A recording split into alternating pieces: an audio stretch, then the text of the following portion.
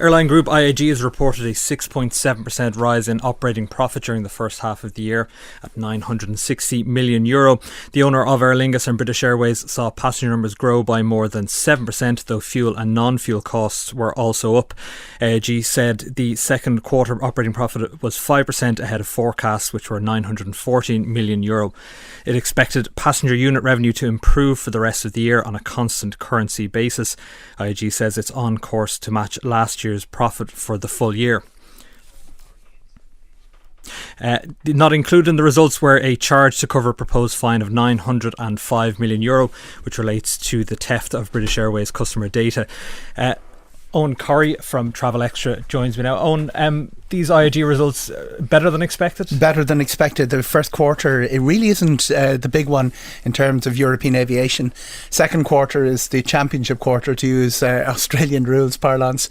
That's with the summer, when July, August, September would come in. But the first quarter has been giving us trends this week. IAGs are considerably better than we've seen from Ryanair and Lufthansa, and among the big five, as they're turning in results, is really, really important to get a good read of what's happening for 2019. Ryanair halved their growth projections, and Lufthansa talked about cutting capacity in Eurowings. The way IAG is shaping up this morning, very good strong growth in the two faster growing of their two airlines, and a little bit slower for the bigger ones. Overall, short haul is growing about 3.5% worldwide, long haul about 7%. If you're not keeping pace with that, you're losing. IAG seem to be keeping pace with that. Can we tell, is this adding passengers, or are they just charging passengers more money?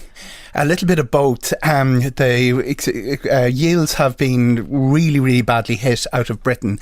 IAG more susceptible to that than Lufthansa or Air France, KLM, or indeed Ryanair.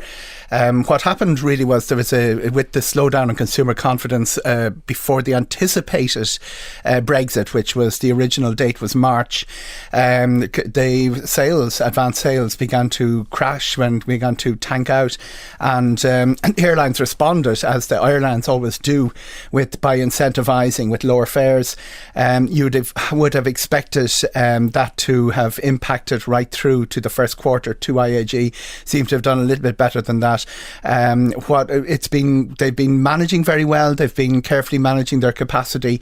They have been looking at technology, using technology from people on this island's point of view. The really big development is the arrival in Aer Lingus of the first Airbus 321LR last weekend. It starts its first revenue flight tomorrow to Minneapolis, St. Paul.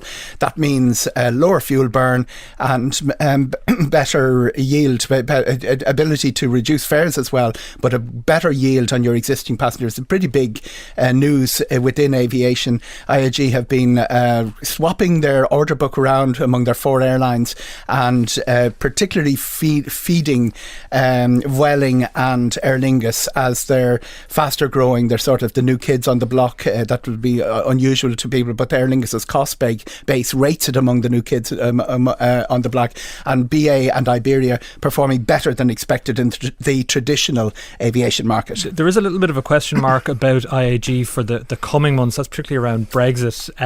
They have to come up with a plan for having a majority EU-based ownership post-Brexit. Do we know, have they gotten a plan? Have they gotten Brussels approval on their plan? Yes, they have a plan. The second side of it, the Brussels approval, is what's up in the air. IAG now have a majority, are majority owned in Madrid.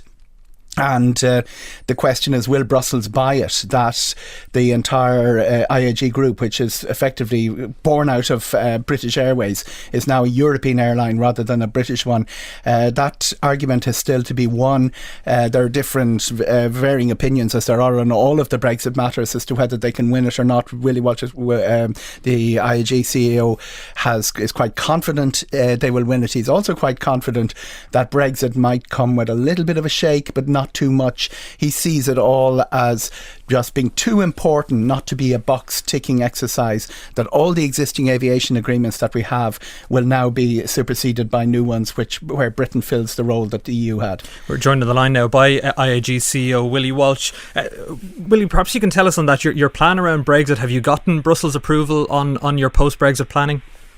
So the procedure we have to follow is to go through the national regulators, and we've submitted our plans in accordance with the regulation and received approval from all of the national regulators in the countries in which we have airlines based. So what time frame do you expect? I mean, people will want to have assurances that come November and into next year that things will be running smoothly in terms of your airlines.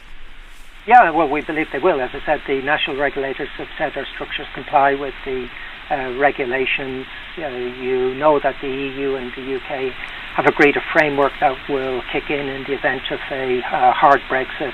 So I think there is greater visibility now, and people can remain assured that airlines will be flying after the end of October if there is a hard Brexit.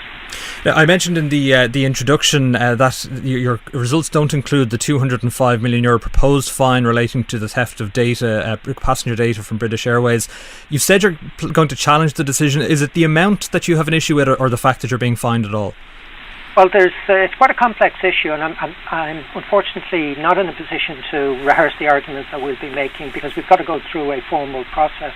And the first part of that is for us to make representations to the ICO in terms of why we believe the fine is inappropriate. And then in the event that there's no agreement at that stage, there is a lengthy appeal process which we will be going through, and it would be inappropriate for me to comment on that before we've actually made those formal representations to the ICO. Closer to home, you've complained in the past about bottlenecks at Dublin Airport, saying they're threatening Aer Lingus' expansion plans, but at the same time Aer Lingus has given broad support to plans to cut airport charges. That's despite the DAA saying it's going to threaten investment. Why are you taking that stance? Well, you would expect the DAA to say that, and in fact it's the regulator who has done a detailed assessment of the airport's ability to invest, and has clearly said that they can fulfil all of the investment criteria, maintain an investment grade credit rating, and deliver the infrastructure that's required. This is very simple. We want to grow at Dublin. The transatlantic performance by Aer Lingus is very, very good. The Irish economy is benefiting significantly from this. And we want to add more routes. We want to set more destinations. We want to add more capacity and bring more American business and tourism into Ireland. We can only do that if the airport is pragmatic, and we think they should just get on with it. These arguments have been made with the regulator. The regulator has issued the initial determination, and we support what the regulator has said. What about the other airports in Ireland? Would you not consider growing your capacity in your transatlantic services there?